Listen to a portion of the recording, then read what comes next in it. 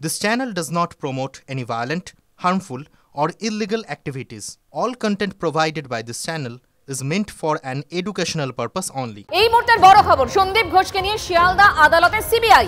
আরো 4 ডাক্তারি পড়ুয়াকে নিয়েও আদালতে গেল সিবিআই। কি কারণে আদালতে গেল সিবিআই এই মুহূর্তে সেটাই জানার চেষ্টা করছি আমরা। সন্দীপ ঘোষকে নিয়ে শিয়ালদা আদালতে CBI. UEM Jaipur is a perfect target for prospective students aspiring for good jobs, good education with future-ready skills.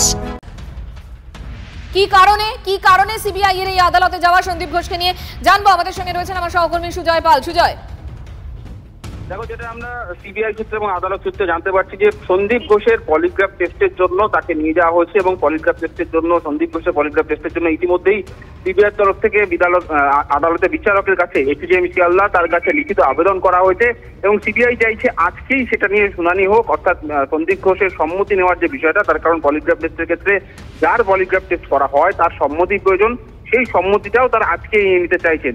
ইতিমধ্যেই আমরা জানি যে এই তিলোত্তম হত্যা মামলায় গ্রেপ্তার হওয়া সঞ্জয়ের পলিগ্রাফ টেস্টের জন্য আবেদন করা হয়েছে সিবিআইয়ের তরফ থেকে, যেটা নিয়ে আগামীকাল তার শুনানি রয়েছে।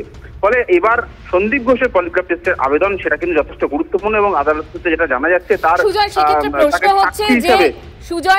প্রশ্ন হচ্ছে যে গ্রেফতার ছাড়া পলিগ্রাফ টেস্ট কি সম্ভব সন্দীপের ক্ষেত্রে, নাকি এটা গোপন জবানবন্দি?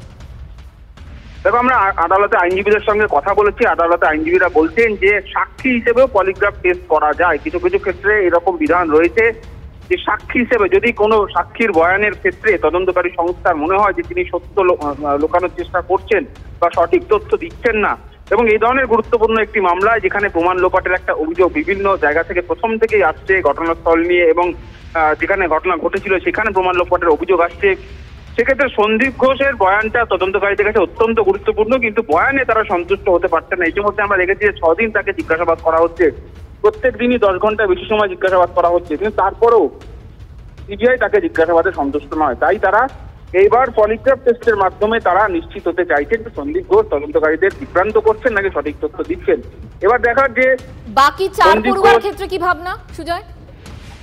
দেখো, এখনো পর্যন্ত বাকি 4 পড়ুয়াকে আদালতে নিয়ে যাওয়ার সঠিক কারণ আমরা জানতে পারিনি। সেক্ষেত্রে সম্ভাবনা দুটি রয়েছে। তারা আদালতে গোপন জবানবন্দি দিতে তদন্তকারী সংস্থার কাছে গোপন জবানবন্দি দিতে চেয়েছেন, সেই কারণে তাদের নিয়ে যাওয়া হতে পারে, কিংবা তাদেরও পলিগ্রাফ টেস্ট করা হতে পারে, তেমনটাই সম্ভাবনা উঠে আছে। কিন্তু সন্দীপ ঘোষের ব্যাপারে একেবারে নিশ্চিত যেটা জানা গিয়েছে যে তার পলিগ্রাফ টেস্টের জন্যই তাকে নিয়ে যাওয়া হয়েছে। আদালতে ইতিমধ্যেই সিবিআইয়ের তরফ থেকে আবেদন করা হয়েছে।